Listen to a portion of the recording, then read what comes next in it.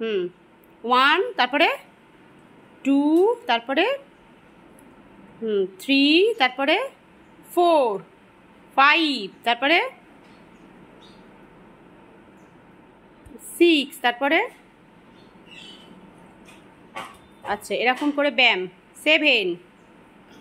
8 9 10 আর কিরম ব্যায়াম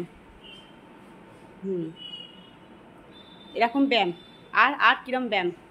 আর শুয়ে পড়ে কিরম দেখাচ্ছিলে দেখো হ্যাঁ দেখো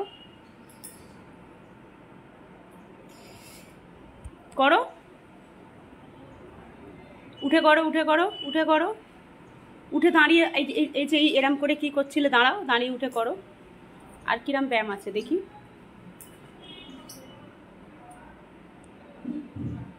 হাত দুটো এই একটা ব্যায়াম আর এটা একটা ব্যায়াম ভালো করে বুঝতে হবে তো হ্যাঁ তারপরে